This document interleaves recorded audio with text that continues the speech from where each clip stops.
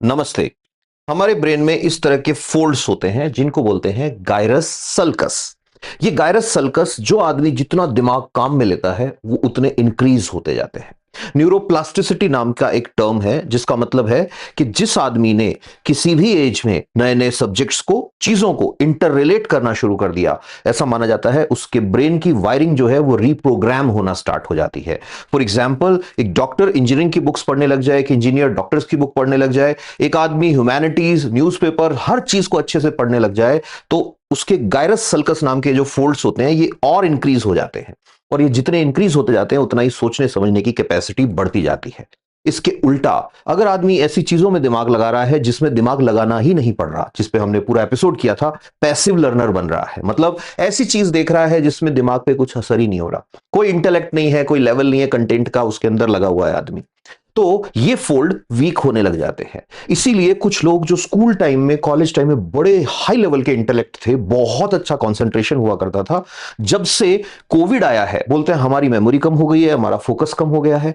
ये मेमोरी पे असर कोविड का पड़ा है या आप जो स्क्रॉल करते रहते हो ऐसी चीजों को जिसमें सोचना ही नहीं पड़ता उसका पड़ा है?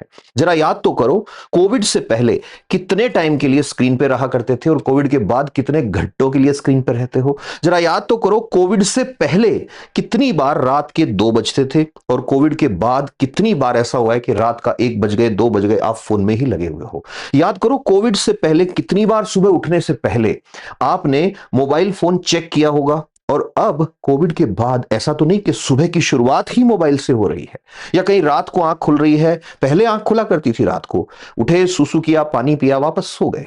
अब कहीं ऐसा तो नहीं कि रात को आंख खुली 1 सेकंड के लिए और मोबाइल हाथ में आया और शुरू हो गए। खैर, ये बातें फिर कभी डिटेल में करेंगे। अभी हम बात करने वाले हैं आज की एक खबर पे जो आपके गायरस सल्कस पे लोड डालेगी, और ये लोड डालना जरूरी है। हर एक न्यूज़पेपर में खबर आई है, dubious hattrick, India's is world's worst dope offender, India's dubious hattrick. एक तो देखो बड़ा अच्छा वर्ड है ड्यूबियस। ड्यूबियस का मतलब होता है डाउटफुल, ऐसा काम जिसमें आपको डाउट हो, तो उसके लिए आप वर्ड यूज कर सकते हो ड्यूबियस। कि ये क्या है कि भाई I am dubious about his capacity, कि जो जैसा दिखता है वैसा है या नहीं, आई डोंट नो। तो हुआ क्या है, इसको ऐसे समझते हैं, हिंदुस्तान के लिए डेटा रिलीज जो हुआ है उसमें शर्म की बात है। शर्म की बात यह है कि लगातार तीसरे साल, 2 साल पहले हो चुका, लगातार तीसरे साल इंडिया ने टॉप किया है। अब आप कहेंगे सर अगर टॉप किया है तो ये शर्म की बात कैसे हुई? शर्म की बात ऐसे है कि ये टॉप उस लिस्ट में किया है जिसमें खिलाड़ियों के नाम आते हैं कि कौन कौन से खिलाड़ी ड्रग्स लेके या डोपिंग करके मेडल जीतने की कोशिश करते हैं। अब एक तर्क यह भी हो सकता है कि हो सकता है सर इंडिया की पॉपुलेशन ज्यादा है इसलिए यहां के खिलाड़ी ज्यादा हो। नहीं, सैंपल जो लिए उसमें परसेंटेज के बेसिस पे बात आ रही है, इंडिया बहुत हाई लेवल पे खड़ा है। ठीक है, तो अब हम बात करते हैं इससे रिलेटेड वो जो हमें पता होनी चाहिए। देखो, इमेजिन करो कहीं पे आर्चरी का कंपटीशन चल रहा है। आर्चरी सब जानते हैं, तीरंदाजी, गेम ऑफ फोकस। कंपटीशन हुआ और कंपटीशन खत्म होने के बाद एक खिलाड़ी जो है वो आया कोच के पास, आके वो खिलाड़ी बोल रहा है कि सर मेरा है ना फोकस नहीं होता। कि क्यों नहीं होता? कि सर जब है ना मैं ऐसे ऐसे, आर्चरी के अंदर सबसे जरूरी क्या होता है? You have to focus. Archery में कई कई महीनों तक तो यही करना है आपको, बस कुछ नहीं, ऐसे फोकस करवाते हैं ऐसे। कि जब मैं ऐसे, अर्जुन को मछली की आंख दिख रही थी ना जैसे ऐसे, कि जब मैं अपना फोकस करती हूं उस टाइम क्या होता है कि मेरे ना दिल की धड़कन बढ़ जाती है, नंबर 1। नंबर 2, ऐसे जब मैं खींचती हूं ना उसकी डोरी, धनुष की, तो मेरे हाथ कांपने लग जाते हैं। और नंबर 3, मैं फोकस, एम पे फोकस नहीं कर पाती हूं, और जब एरो को शूट करना होता है उस टाइम मेरा हाथ हिल जाता है ऐसे करके। तो सर क्या किया जाए? तो मान लो यहां पे मैं होता कोच साहब की जगह, तो मैं क्या बोलता कि बेटा practice makes a man perfect. कि नहीं सर, प्रैक्टिस तो खूब कर ली, कुछ और बताओ, कोई ऐसी दवाई बता दो जिससे ना मेरा हाथ कांपना बंद हो जाए, जिससे मेरे दिल की धड़कन कंट्रोल में रहे, और जिस इंजेक्शन लगा लूं मैं ऐसा कि मैं जब डोरी छोड़ूं तो फोकस पूरा रहे। तो उसको सीधा कोच बोलेगा नहीं बेटा ऐसी कोई दवाई नहीं है। अब दूसरा सीन इमेजिन करते हैं, ये किसी ऐसे आदमी के पास चले गए हैं जिसको मेडिकल साइंस का नॉलेज है, जिसको दवाइयों का नॉलेज है, और उसको जाके ये नहीं बताया कि मैं खिलाड़ी हूं, या मान लो ये बताया कि मैं खिलाड़ी हूं, कुछ पैसे वैसे की बात हो गई, और ये कहा कि भाई मैं आपको पैसे दूंगी, आप मुझे ऐसी दवाई बताओ जो मेरा फोकस बढ़ाए, नंबर 1। नंबर 2, जब मैं धनुष खींचूं तो मेरा हाथ नहीं कांपे, और नंबर 3, मेरे दिल की धड़कन पे कंट्रोल रहे। तो ये डॉक्टर जो है ये इसको बताएगा, यस बेटा ऐसी दवाइयां आती हैं। कि कौन सी हैं? कि बीटा ब्लॉकर्स आते हैं। खूब अच्छे से बुक्स जो है फार्मा की, उनके अंदर खूब, फार्माकोलॉजी के अंदर, मेडिसिन के अंदर खूब इनका जिक्र आता है कि ये क्या करते हैं कि बेटा ये फोकस इंक्रीज करते हैं, ये जो है आपके हार्ट रेट है उसको बढ़ने नहीं देंगे, और ये आपके हाथ जो कांप रहे हैं उसको कांपने नहीं देंगे। अब इमेजिन करो, यही आर्चरी का मैच हो रहा है। अब 10 खिलाड़ी खेल रहे हैं, 10 में से एक ने इस दवाई का इंजेक्शन लगा रखा है। अब उसका हाथ दवाई कांपने नहीं देगी, दिल की धड़कन बढ़ने नहीं देगी, और ये दवाई क्या करेगी इस बच्चे के साथ? इस बच्चे को मेडल जीतने में हेल्प करेगी। ये केस नंबर 1 है। अब अपन चलते हैं आगे। मुझसे कोई पूछे कि सर शरीर बनाना है, ताकत बनानी है, क्या करना पड़ेगा? मैं बोलूंगा बेटा जोर करना पड़ेगा। जोर करना बोलते हैं अखाड़े में जाके जो मेहनत होती है उसको देसी भाषा में बोलते हैं जोर करना। कि उसमें क्या करना है कि भाई 3 ही चीजें होती हैं, सपाटे मारो, रस्सा कड़ो, और या फिर वजन लेके और कराई मारो। कराई का मतलब मैं खींच रहा हूं, 2 आदमी पीछे बैठे हैं उसके, उसको खींच रहे हैं कि ठीक है सर। अब कोई आदमी आए कि साहब इसके बिना भी कोई तरीका है क्या कि शरीर बना लूं? तो फिर वही सीन आ गया। तो अगर कोच से पूछोगे, ईमानदार कोच है वो बोलेगा बेटा एक ही तरीका है, मेहनत करो शरीर बनाओ। कोई बेईमान आदमी होगा वो कहेगा बेटा एक तरीका है कि क्या? इंजेक्शन लगाओ। कि कौन से इंजेक्शन लगाए? एनाबॉलिक स्टेरॉइड्स लगाओ इंजेक्शन, टेस्टोस्टेरॉन, सिंथेटिक टेस्टोस्टेरॉन आता है उसका इंजेक्शन लगाओ, आपका शरीर वैसा ही हो जाएगा जैसा कसरत करने वालों का होता है। ये दूसरा केस है। तीसरे नंबर पे चलते हैं और एग्जांपल लेते हैं एक धावक का जिसका नाम था जेसी ओवेंस। जेसी ओवेंस इतने मेहनती थे, 1930s में ये एथलेटिक्स में जब ये उतर जाते थे तो इनके वर्ल्ड रिकॉर्ड बनते थे सीधे। आज भी इनका लॉन्ग जंप का वर्ल्ड रिकॉर्ड टॉप जंप्स में काउंट होता है। ना सिर्फ लॉन्ग जंप, अगर आप देखोगे 400 मीटर, 200 मीटर, 100 मीटर, ऑलमोस्ट हर जगह इन्होंने वर्ल्ड रिकॉर्ड बनाए थे। उस टाइम पे हिटलर व्हाइट ब्लड थियरी पे बड़ा बिलीव करते थे। हिटलर को यह लगता था कि भाई दुनिया में जो व्हाइट लोग हैं वो बड़े डोमिनेंट हैं, ब्लैक जो होते हैं उनके अंदर इतने गुण नहीं होते। इन्होंने उसको धराशायी किया था। कैसे? मेहनत से। रीजन कि ये भागते थे भाई, बचपन से भागते आए थे, हिरन विरन पकड़ते हुए इनको देखा था, बहुत सारी स्टोरीज है इनके लिए। फिर बाद में ओलंपिक में लेके गए थे। अब हो क्या रहा है, अब स्पोर्ट्समैन जो है वो शॉर्टकट मारने के लिए एक नया काम कर रहे हैं। इस नए काम को कहते हैं डोपिंग। तो वो जो लड़की ने दवाई ली जिसने उसका सांस फूलना बंद कर दिया, वो लड़के ने जो इंजेक्शन लगाए जिनसे उसकी बॉडी बहुत मजबूत हो गई, कोई बंदा ऐसी दवाई खा रहा है जिससे उसको दर्द नहीं हो रहा, कोई बंदा कोई भी तरह की दवाई लेके और कुछ बेईमानी कर रहा है खेल के अंदर अपनी परफॉर्मेंस बढ़ाने के लिए, उसको कहते हैं डोपिंग। तो आज के बाद कभी ये वर्ड आए, ये टर्म आए कि डोपिंग क्या होता है, तो सिंपल सी बात, खेल के अंदर अपने फिजिकल प्रदर्शन को, अपने स्टैमिना को, अपनी परफॉर्मेंस को बढ़ाने के लिए ऐसी चीजों को यूज करना जो बैन है या जो बेईमानी की लिस्ट में आ सकती हैं, उसे कहते हैं डोपिंग। तो अब हम बात करते हैं, डोपिंग हमें समझ आ गया कि ठीक है। डोपिंग में सबसे पहले नंबर पे आते हैं एनाबॉलिक स्टेरॉइड्स। एनाबॉलिक स्टेरॉइड्स जो है, एनाबॉलिक स्टेरॉइड्स को ऐसे समझिए कि ये डोपिंग के दुनिया के किंग है। एनाबॉलिक का मतलब 2 तरह की प्रोसेस हमारी बॉडी में होती है फ्रेंड्स, एनाबॉलिक, कैटाबॉलिक। एनाबॉलिक का मतलब मैं कुछ खा रहा हूं, वो मेरी बॉडी में आके डिपॉजिट हो रहा है, मेरी मसल्स को मिल रहा है। ये एग्जांपल दे रहा हूं मैं। तो ऐसी चीज जो आपको गेन करने में हेल्प करे, ऐसी चीज जो आप खाना खा रहे हो उसमें से नाइट्रोजन जो है, उससे प्रोटीन, अमाइनो एसिड्स आपकी मसल्स में रिटेन करे, मसल्स को बोले कि नए प्रोटीन बनाओ, उसे कहते हैं एनाबॉलिक केमिकल। और एनाबॉलिक के साथ अगर एक 17 कार्बन का रिंग आता है, उस रिंग वाली स्ट्रक्चर अगर है, वो होते हैं एनाबॉलिक स्टेरॉइड्स। अब ये जो एनाबॉलिक स्टेरॉइड्स होते हैं, ये आर्टिफिशियल एनाबॉलिक स्टेरॉइड्स या एएएस के नाम से पूरी कैटेगरी है। ऑलमोस्ट 200 से ज्यादा तरह की ड्रग्स हैं जिनको लोग यूज करते हैं बॉडी बिल्डिंग में।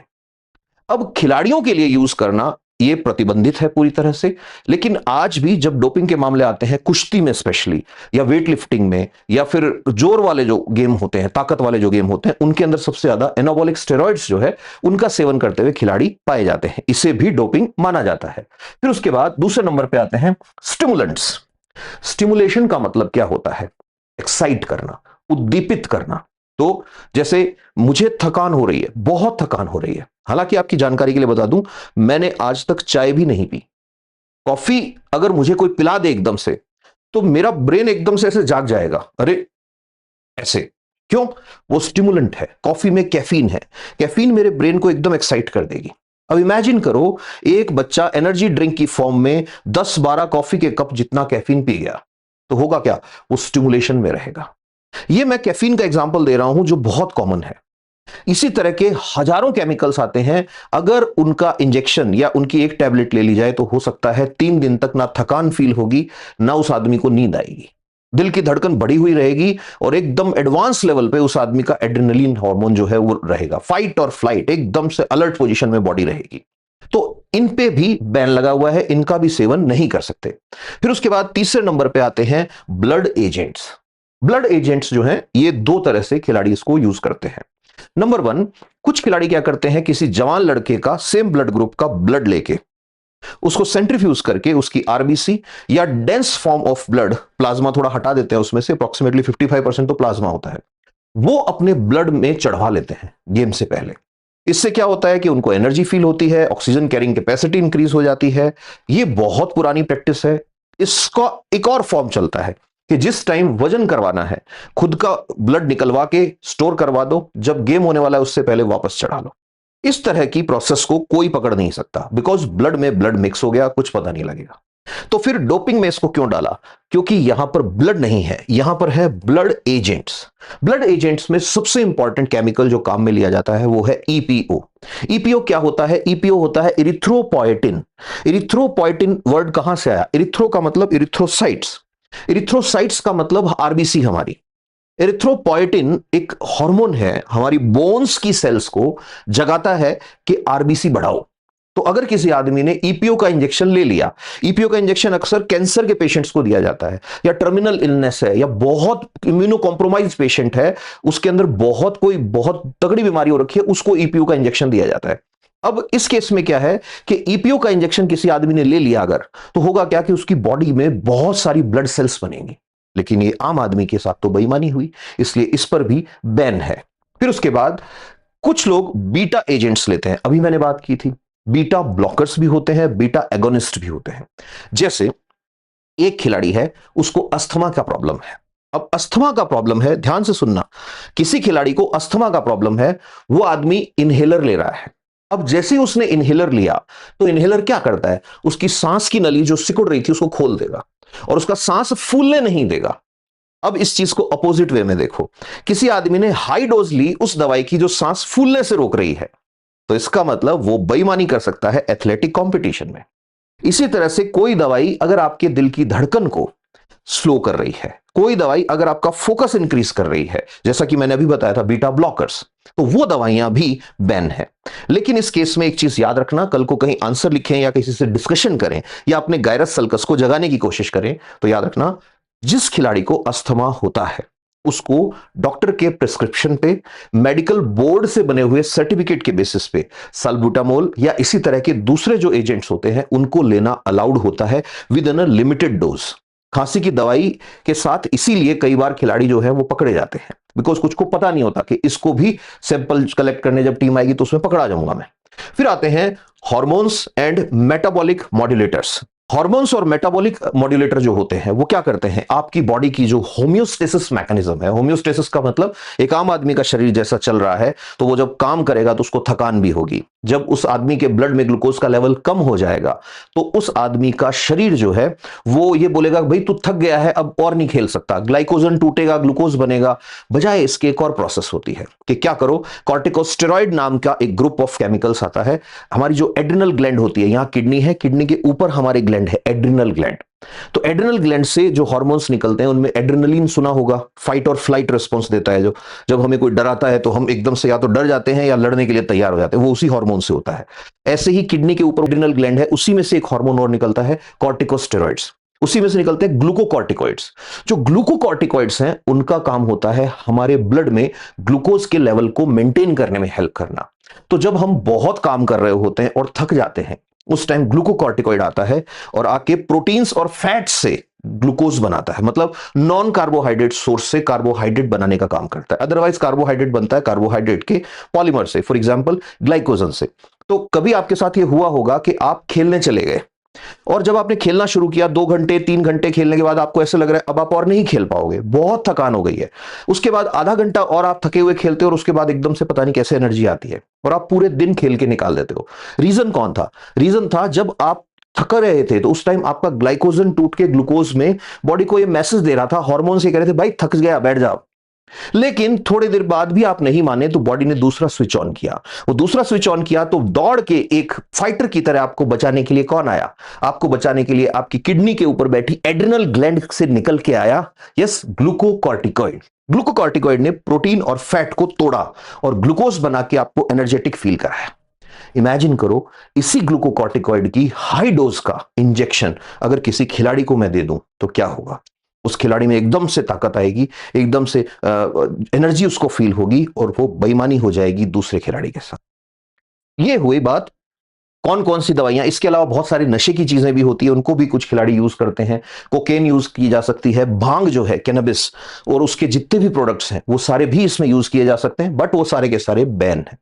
अब बात आती है, जब मैं कह रहा हूं बैन है तो ये डिसाइड कौन करता है कि खिलाड़ी कौन सी चीज ले सकता है, कौन सी नहीं ले सकता है? ये डिसाइड करने के लिए हाँ, एक और तरह के एजेंट होते हैं, मास्किंग एजेंट्स। मास्क, मास्क का मतलब क्या? चेहरे पे चेहरा। मास्किंग एजेंट्स को खिलाड़ी कब काम में लेता है? जब खिलाड़ी को अपना वजन घटाना हो, नंबर वन। नंबर टू, जब खिलाड़ी ये चाहता हो कि मैंने ड्रग्स ली हैं, ये किसी को पता नहीं लगे। फॉर एग्जाम्पल फ्यूरासिमाइड, उसने जैसे ही दवाई ली, डायूरेटिक, डायूरेटिक मतलब खूब सारा यूरिन निकलेगा बॉडी में से, तो ऐसी कंडीशन में खिलाड़ी मास्किंग एजेंट्स का सेवन करता है। ये जो मास्किंग एजेंट्स होते हैं ये एक्चुअल जो कंपोनेंट है उसको मास्क करने में हेल्प करते हैं, बेईमानी में ये भी काम आते हैं, तो इनको भी बैन किया गया है from the side of agencies. अब बात करते हैं कौन सी एजेंसीज हैं। तो दो एजेंसीज हैं, NADA, national anti doping agency, and WADA, world anti doping agency. Anti का मतलब होता है खिलाफ, डोपिंग का मतलब मैंने आपको बताया अभी अभी कि बेईमानी से अपनी बॉडी की परफॉर्मेंस बढ़ाना। एजेंसी का मतलब आपको पता ही है। तो एक वर्ल्ड लेवल पे है जिसका नाम है वाडा, एक नेशनल लेवल पे है जिसका नाम है नाडा। तो आज जो खबर और जो रिपोर्ट आई है ऑब्वियसली वो वाडा की है, बिकॉज हम दुनिया की बात कर रहे हैं कि दुनिया में नंबर वन पे इंडियन खिलाड़ी जो है। फिर उसके बाद अब अपने को बात करनी है कि भाई इसका रीजन क्या है, कि क्यों खिलाड़ी जो है वो नशा करने लग गए, या क्यों खिलाड़ी दवाइयां लेने लग गए, या क्यों खिलाड़ी जो है इस तरह की नेगेटिव और इस तरह की शॉर्टकट ऐसी चीजों को पकड़ने लग गए जो खिलाड़ी के लिए होती नहीं। भाई खिलाड़ी की बात आती है तो क्या आता है दिमाग में? नंबर वन, जुझारू होगा। नंबर टू, आदमी अलर्ट होगा एकदम। नंबर थ्री, एनर्जेटिक होगा। नंबर फोर, बुढ़ापे में भी उसको छेड़ोगे एकदम जॉली नेचर का और मस्त बंदा मिलेगा। लेकिन ये क्या है?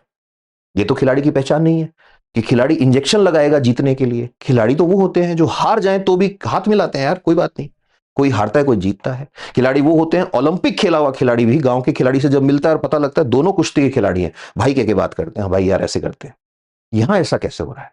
तो इस कॉज को जब एनालाइज करते हैं तो यहां पर चार पांच चीजें निकल के आती हैं। आपको इससे बेहतर कुछ मिले तो वो भी जरूर बताना। सबसे पहले आती है कि स्पोर्ट्स जो है वो कोई जमाने में एंटरटेनमेंट हुआ करता था, अब स्पोर्ट्स बन गया है लाइवलीहुड।